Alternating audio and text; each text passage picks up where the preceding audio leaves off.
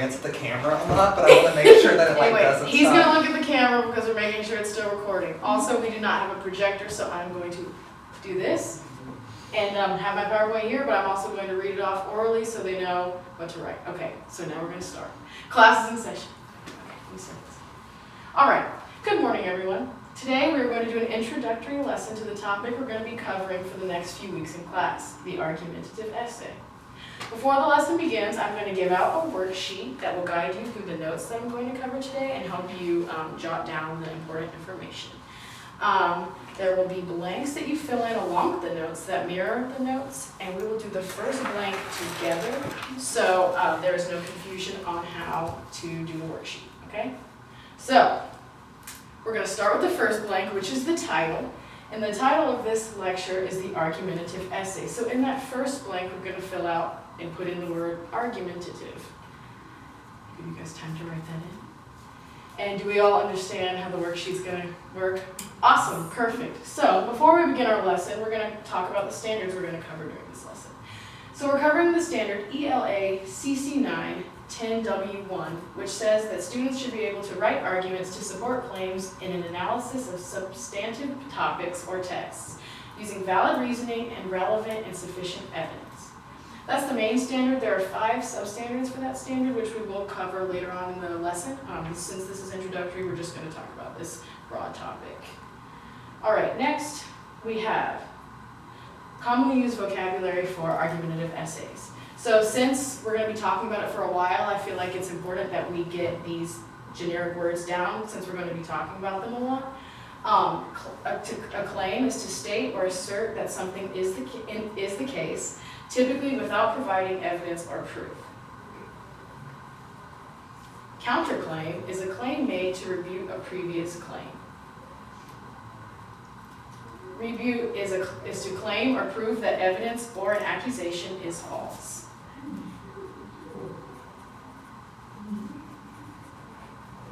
Evidence is the available body of facts or information indicating whether a belief or proposition is true or valid. And then reason is a cause, explanation, or justification for an action or event. Do I need to go over any of those definitions for you guys? All right. I'm going to keep moving forward. There are 4 foundations of argumentation. The first is what do you want to research, which is where you develop your topic. The second is to answer the question, what do I think? The third is to answer the question, why do I think this? And you will use those 2 questions to come up with your claim. The fourth is to answer the question, how do I know this, which is where you will tie in your evidence and all the other resources you have found through your research. So, with building a claim, the claim is the main argument of a paper or essay. It persuades, argues, convinces, proves, or suggests something to a reader who may or may not initially agree with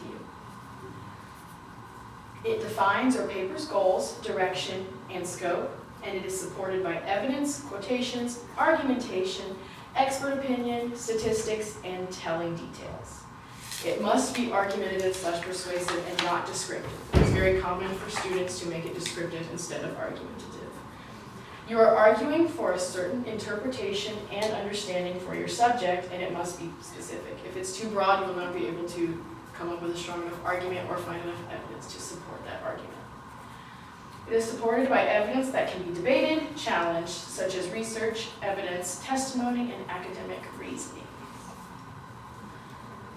All right, do you guys need any of those again? All right, awesome. We're just going to keep moving forward. All right, and then building a counterclaim. So counterclaims create a stronger, more well-rounded argument in an essay. It is an alternative answer to the question you posed originally. The writer must refute counterclaims within their argumentative papers. These counterclaims answer the question, what are other possibilities/opinions or views on this topic? It can be the direct opposite of your claim. To refute the counterclaim, provide evidence for the counterclaim and why it could be a possible viewpoint. Then use evidence to prove the validity of your claim against the counterclaim.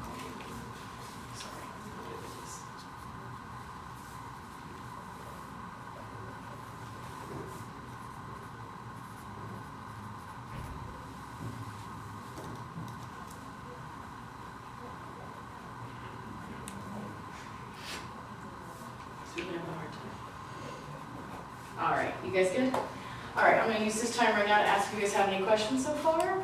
If not, I'm gonna keep going. All right. So, opinions versus claim. Opinions and claims are very commonly confused with one another. An argument is supported by evidence, which is the claim, while an opinion is only supported by that opinion and other personal emotions surrounding that opinion. When answering the question, so what, a claim uses evidence to prove their argument, while an opinion answers, well, just because, okay? An opinion is something you believe without proof or justification, you just believe it. It is one person's perception of reality based on their experiences. It is important to know the difference between these two when creating an argumentative essay to make sure you don't slip into an opinion when creating your thesis.